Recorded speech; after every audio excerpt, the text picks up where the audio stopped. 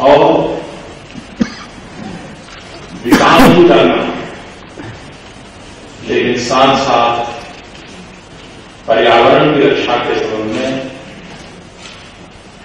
पूरी जागरूकता रखना। और ये परंपरा एक या दो पीढ़ी की नहीं है। राज परिवार की कई पीढ़ियों ने बड़ी सजगता के साथ इसे निभाया है, आगे बढ़ाया है, और इसलिए उस महान परंपरा के धनी राज परिवार को मैं भारत की तरफ से बहुत बहुत बधाई देता हूं, अभिनंदन करता हूं।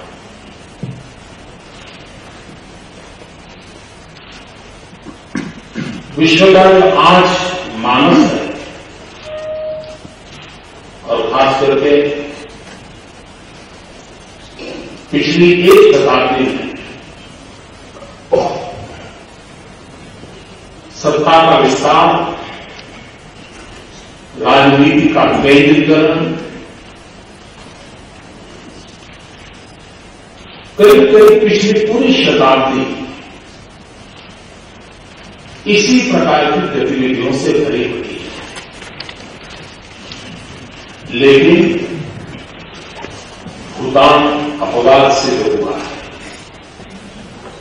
भूटान में विश्व में एक तरफ सत्ता के विस्तार था और सत्ता के केंद्रीकरण का माहौल था, भूटान में लोकतंत्र की मजबूत नींव डालने का प्रयास किया। विश्व के कई भूभागों में सत्ता हथियाने के निरंतर प्रयास चलते रहते हैं। विस्तारवाद की मानसिकता से ग्रस्त राजनीति चलती है। तब भूटान में बहुत ही उत्तम तरीके से लोक शिक्षा के माध्यम से जनमन को धीरे धीरे तैयार करते हुए, संवैधानिक व्यवस्थाओं को विकसित करते हुए यहां लोकतांत्रिक परंपराओं को प्रस्थापित किया। 7 वर्ष लोकतंत्र के लिए कोई बहुत बड़ी उम्र नहीं, लेकिन 7 वर्ष के भीतर भीतर भूटान में संवैधानिक मर्यादाएं, लोकतांत्रिक मूल्यों और लोकतंत्र के अंदर सबसे बड़ी ताकत होती है स्वयं शिस्त। नागरिकों की तरफ से स्वयं शिस्त, राजनीतिक दलों की तरफ से स्वयं शिस्त, चुने हुए जनप्रतिनिधियों की तरफ से स्वयं शिस्त और स्वयं राज्य परिवार की तरफ से भी स्वयं शिस्त। ये अपने आप में एक उत्तम उदाहरण के रूप में आज दुनिया के सामने प्रस्तुत है। और इसी के बाद 7 साल के भीतर भीतर यहां का लोकतांत्रिक प्रक्रियाएं, यहां की संसद की गरिमा, यहां के जनप्रतिनिधियों के प्रति सामान्य मानवीय की आस्था उत्तरोत्तर बढ़ रही है। मैं इसे शुभ संकेत मानता हूं। 7 साल की कम अवधि में सत्ता परिवर्तन होना, ये अपने आप में यहां के नागरिकों की जागरूकता का उत्तम परिचय है। जहां है वहां से अच्छा करने के लिए,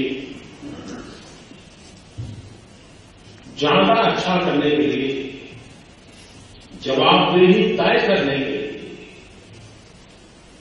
यहां के मतदाताओं ने जो जागरूकता दिखाई है, वे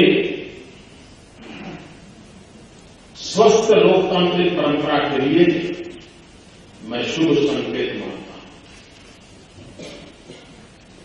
भारत में भी अभी चुनाव हुआ है। दुनिया का सबसे बड़ा लोकतंत्र है।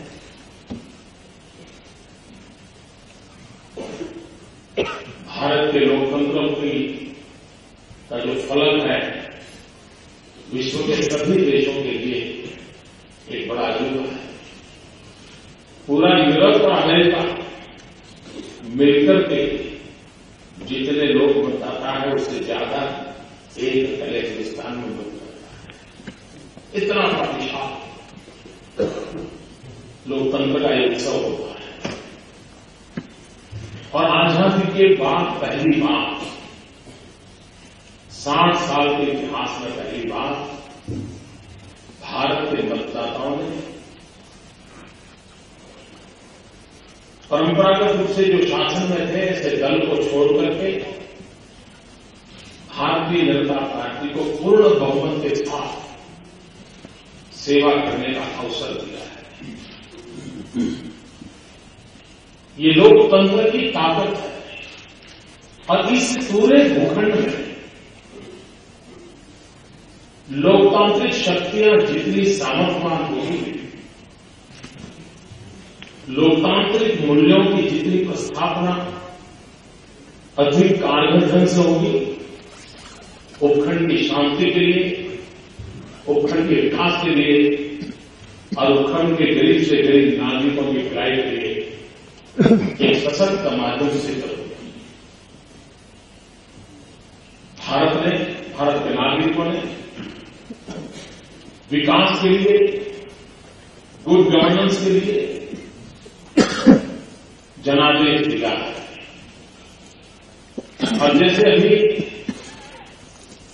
आदरणीय स्पीकर महोदय बता रहे थे कि भारत जितना सशक्त होगा उतना ही भूटान को लाभ है। मैं उनकी इस बात से 100% सहमत हूं। न सिर्फ भूटान, लेकिन भारत के सशक्त होने से, भारत के समृद्ध होने से इस पूरे भूखंड में और विशेष करके 7 देशों की भलाई के लिए भारत का सुखी संपन्न होना आवश्यक है। तभी जाकर के भारत अपने अड़ोस पड़ोस के छोटे छोटे देशों की कठिनाइयों को दूर करने में काम आ सकता है। उनकी मुसीबतों में से पड़ोसी देश कहां जाएगा? पड़ोसी देश की पहली नजर अपने पड़ोसियों की तरफ जाती है। अब पड़ोसी का भी पड़ोसी धर्म निभाना एक कर्तव्य बन जाता है। लेकिन अगर भारत भी दुर्बल होगा, भारत भी शक्तिशाली नहीं होगा, भारत भी अपनी आंतरिक समस्याओं को जूझता रहता होगा, तो अड़ोस पड़ोसियों की सुख की चिंता कैसे कर सकते? और इसलिए भारत के आसपास के सभी साथियों का, मित्रों का, पड़ोसियों का कल्याण हो, उसके लिए भी भारत हमेशा जागरूक रहा है, भारत हमेशा प्रयत्नशील रहा है। जब हमारी नई सरकार बनी और बहुत ही कम अवधि में हमने जब 7 देशों के नेताओं को वहां बुलाया और सब के सब प्रमुख लोग वहां उपस्थित रह करके हमारे इस अवसर की शोभा बढ़ाई। भूटान के आदरणीय प्रधानमंत्री जी वहां आए। मैं इसके लिए प्रधानमंत्री जी का, भूटान का हृदय से आभार व्यक्त करता हूं, अभिनंदन करता हूं। भारत और भूटान के संबंध क्या वो शासकीय संबंध है क्या? अगर हम ये सोचें कि ये शासन व्यवस्थाओं के संबंध है तो शायद हमारी गलतफहमी हो। भूटान में भी शासकीय परिवर्तन आया, लोकतांत्रिक व्यवस्था विकसित हुई। लेकिन संबंधों को कोई आंच नहीं है। भारत नहीं, कई बार शासन व्यवस्था बदली है, लेकिन भारत और भूटान के संबंधों को कोई आंच नहीं है। और उसका कारण भारत और भूटान के संबंध सिर्फ शासकीय व्यवस्थाओं के कारण नहीं है। भारत और भूटान के संबंध सांस्कृतिक विरासत के कारण है, सांस्कृतिक परंपराओं के हमारे बंधनों के कारण है, हमारी सांस्कृतिक एकात्मता के कारण है। हम एक इसलिए नहीं है, हमने सीमाएं खो दी हैं। हम एकता की अनुभूति इसलिए करते हैं कि हमने अपने दिल के दरवाजे खोल कर रखे हैं। भूटान हो या भारत, हमने अपने दिल के दरवाजे खोल करके रखे हैं, तभी तो हम एकता की अनुभूति करते हैं और इस एकता में ताकत की अनुभूति करते हैं। और ये शासन व्यवस्थाओं के बदलने से दिल के दरवाजे बंद नहीं होते हैं, सीमा की मर्यादाएं पैदा नहीं होती हैं। भूटान और भारत का नाता उस अर्थ में एक ऐतिहासिक धरोहर है और भारत और भूटान की आने वाली पीढ़ियों ने भी इस ऐतिहासिक धरोहर को संभालना है, संजोए रखना है और उसको और अधिक ताकतवर बनाना है। भारत की नई सरकार, भारत के कोटि-कोटि जन इसके लिए प्रतिबद्ध है। मैं कल भूटान आया, भूटान की मेरी पहली यात्रा है और प्रधानमंत्री बनने के बाद और इतनी चुनाव में अच्छी स्थिति बनने के बाद, इतना बढ़िया जनादेश मिलने के बाद किसी का भी मोह कर जाता है कि दुनिया के किसी बड़े ताकतवर देश में चले जाए, दुनिया के किसी समृद्ध देश में चले जाए, जरा और हवाई हो जाएगी, ये लालच हमारे पास होगा। लेकिन मेरे अंतर्मन से आवाज उठी, मैं भारत के प्रधानमंत्री के रूप में पहली बार तक कहीं जाऊंगा तो भूटान में जाऊंगा। इसलिए मुझे ज्यादा सोचना नहीं पड़ा, कोई योजना नहीं पड़ा, ये मेरा सहज कदम था। सवाल तो मेरी आत्मा मुझे तब पूछती कि आप भूटान गए क्यों? क्योंकि अपना उनका इतना नाता है और यही नाता है जो मुझे आज आप सबके बीच आने का सौभाग्य दे रहा है।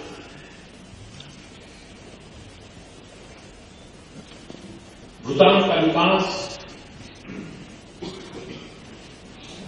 किसी भी छोटे देश के लिए और इतनी कठिनाइयों से जी रहे देश के लिए, विश्व के हर देश के लिए आने वाले 10 साल में हम देखेंगे कि विश्व के छोटे छोटे देश अपने विकास के लिए भूटान के इस 2-3 दशक में कैसे प्रगति की, इस तरफ बारीकी से देखेंगे ऐसा मैं मुझे महसूस होगा।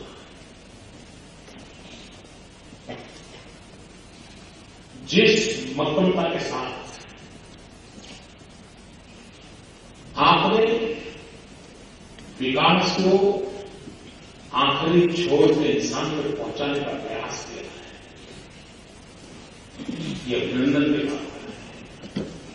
और दुनिया विकास दर की चर्चा कर रही है, जीडीपी की चर्चा कर रही है, तब भूटान हैप्पीनेस की चर्चा कर रही है। ये अपने आप में शासक के दिल में आखिरी छोर पर बैठे हुए व्यक्ति की कल्याण की भावना न होगी तो एक हैप्पीनेस की कल्पना नहीं होती। और इसलिए रास्ते बन जाए, पानी के नल लग जाए, स्कूलें खुल जाए, अस्पताल बन जाए, ये सब तो होगा, लेकिन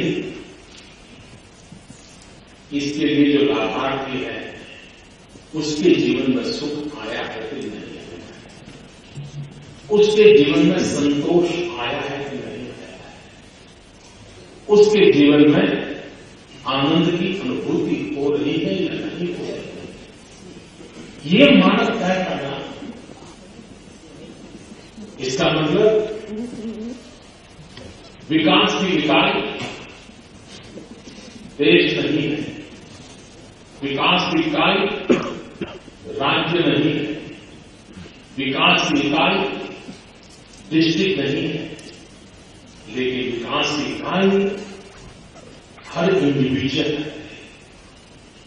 ये अपने आप में बहुत बड़ा साहसिक है कि हर एक इंडिविजुअल उस विकास की ऊंचाइयों को पार करना पा रहा है।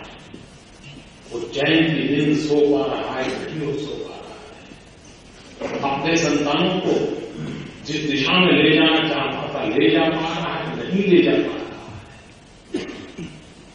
इतनी बारीकी से सोचना और उसके लिए कार्य योजना करना, ये अपने आप में ये प्रेरक है। भूटान प्रकृति की गोद में बसा है,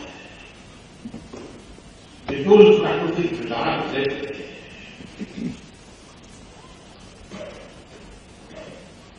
साथ साथ भूटान ऊर्जा का स्रोत भी है। पिछले कुछ वर्षों में भारत और भूटान ने मिलकर के ऊर्जा के क्षेत्र में एक मजबूत पहल की है। उस पहल को हम और आगे बढ़ाना चाहते हैं और भूटान में हाइड्रो पावर के माध्यम से बिजली उत्पादन करके न हम सिर्फ भूटान की आर्थिक स्थिति में सही कदम उठा रहे हैं, इतना ही नहीं है, और न ही हम भारत के भूभाग का अंधेरा छाटने के लिए काम कर रहे हैं, इतना सीमित नहीं है। भारत और भूटान का एक संयुक्त प्रयास ग्लोबल वार्मिंग से जूझ रहे मानवता के लिए, ग्लोबल वार्मिंग से जूझ रहे पूरे विश्व के लिए कुछ न कुछ हमारी तरफ से कॉन्ट्रीब्यूशन का एक सात्विक प्रयास है। एक सस्टेनेबल विकास की दिशा में एक बड़ी ताकत मिलता है। मैं आशा करूंगा कि दुनिया भारत और भूटान के संयुक्त प्रयास को ग्लोबल वार्मिंग के खिलाफ हमारी इस लड़ाई को, मानव जाति के कल्याण के लिए हमारे प्रयास को, भावी पीढ़ी के कल्याण के प्रयास के लिए उसे देखा जाएगा, ऐसा मुझे विश्वास है। मुझे इस बात की खुशी हुई कि 2014 में भूटान अपने बजट की काफी राशि शिक्षा के लिए खर्च कर ले जा रहा है। इसका मतलब यह हुआ कि भूटान आज की पीढ़ी के सुख की नहीं, आने वाली पीढ़ियों के हैप्पीनेस के लिए भी आज बीज बो रहा है। दुनिया में कहावत प्रचलित है कि जो लोग एक साल का लिए सोचते हैं वे अन्न की खेती करते हैं, जो लोग 10 साल के लिए सोचते हैं वो फूलों फलों की खेती करते हैं, लेकिन जो पीढ़ियों की सोचते हैं मनुष्य होते हैं। शिक्षा ये अपने आप में मनुष्य होने का उत्तम से उत्तम प्रयास है, जिससे उत्तम नई पीढ़ियों का निर्माण होता है। मैं इस सार्थक प्रयास के लिए भूटान के राज परिवारों को, भूटान के जनप्रतिनिधियों को और संसद में बैठे हुए सभी माननीय संसद सदस्यों को हृदय से अभिनंदन करता हूं। उन्होंने शिक्षा को प्राथमिकता दी है। अब जब आप 2 कदम चले तो हमारा भी मन करता है कि एक कदम हम भी आपके साथ चले, और इसलिए शिक्षा को आधुनिक टेक्नोलॉजी से जोड़ने के लिए, शिक्षा के माध्यम से विश्व की खिड़की खोलने के लिए भूटान के बालकों को अवसर मिलना चाहिए। और इसलिए भारत ने भूटान में ई-लाइब्रेरी का नेटवर्क बनाने के लिए तय किया है, और ई-लाइब्रेरी के कारण भूटान के बालक ज्ञान के भंडार के साथ जुड़ रहे हैं। दुनिया का जो भी ज्ञान को पाना होगा वो इस टेक्नोलॉजी के माध्यम से पा सकते हैं। विश्व के लेटेस्ट से लेटेस्ट मैगजीन से उनको अपना सरोकार करना होगा, वो कर पाएंगे। तो शिक्षा में आपका ये निवेश और भारत का उसमें टेक्नोलॉजिकल सपोर्ट यहां की नई पीढ़ी को आधुनिक भी बनाएगा और विश्व के साथ कदम से कदम मिलाकर के चलने की ताकत भी देगा, ऐसा मुझे पूरा विश्वास है। जब यहां शिक्षा का प्रारंभिक काल था, तब से भारत की बहुत बड़ा मात्रा में शिक्षक भूटान आया करते थे। दुर्गम इलाकों में जाकर के यहां के लोगों को शिक्षित करने का काम करते थे। और जब कोई राष्ट्र अपने यहां से दूसरे देश में शिक्षक भेजता है तो वो सत्ता के विस्तारण का मकसद कभी नहीं होता है। जब शिक्षक भेजता है तब उसके मन में उस राष्ट्र को जड़ों से मजबूत करने का एक नेक इरादा होता है। और दशकों से भारत से भूटान में बहुत बड़ी मात्रा में शिक्षक आए हैं। कठिन जीवन जीकर के भी उन्होंने पुरानी पीढ़ियों को शिक्षित करने का प्रयास किया। वे भूटान की जड़ों को मजबूत करने का एक नेक इरादे का अभिव्यक्ति है। उस बात को आगे बढ़ाते हुए शासन ने भी बहुत बड़ी मात्रा में स्कॉलरशिप देकर के भूटान के होनहार नौजवानों को भारत के अच्छे से अच्छी यूनिवर्सिटियों में शिक्षा का प्रबंध किया है। आज जब मैं आया हूं तो मैंने कल आदरणीय प्रधानमंत्री जी को कहा था कि स्कॉलरशिप जो हम दे रहे हैं उसे हम डबल करेंगे ताकि अधिक नौजवानों को आधुनिक शिक्षा पाने के लिए सौभाग्य हो सकता है। उसी प्रकार से हमने कुछ और तरीके भी आगे की दिशा में सोचना होगा। मेरा जब से भूटान आने का मन कर गया, मैं लगातार भूटान के साथ अपने संबंधों को और अधिक व्यापक परत पर कैसे विस्तृत करें, विकसित करें, इस पर सोचता है।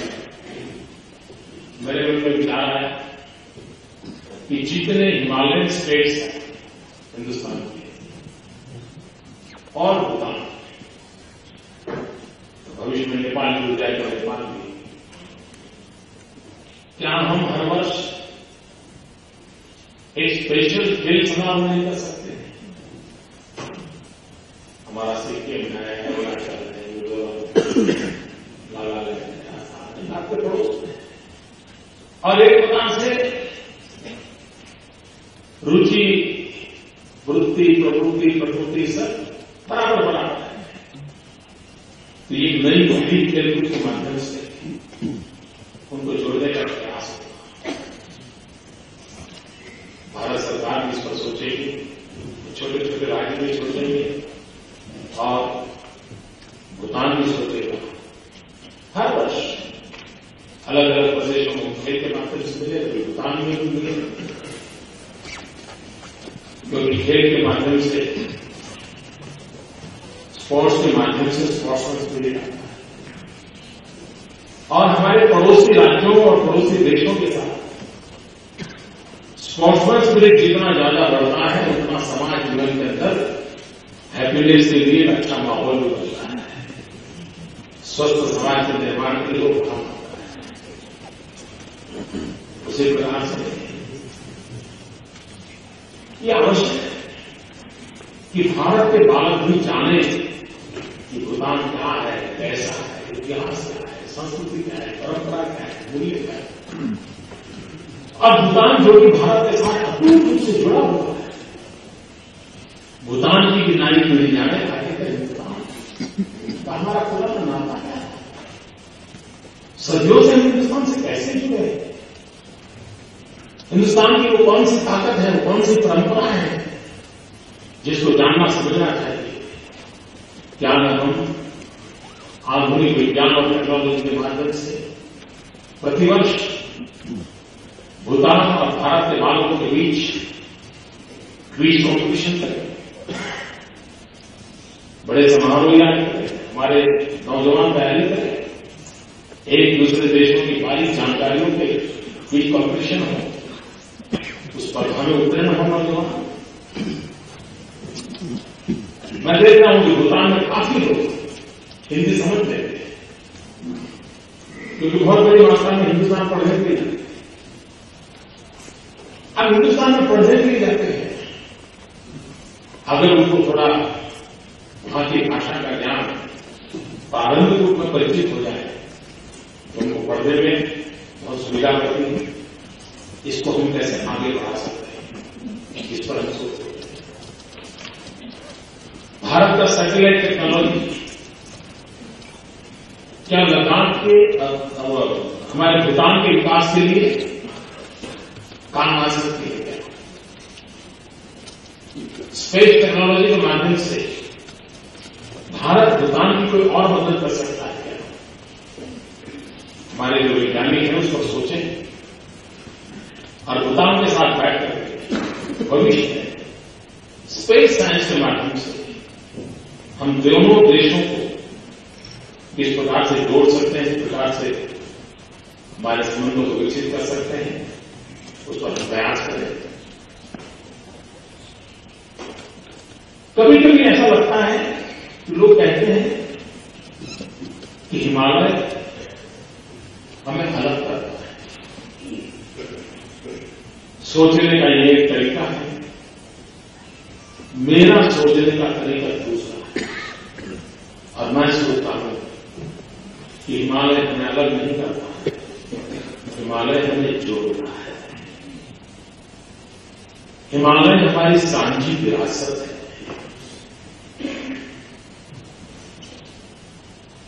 हिमालय के उस पार रहने वाले भी हिमालय को उतना ही प्यार करते हैं जितने हिमालय के इस छोर पर रहने वाले।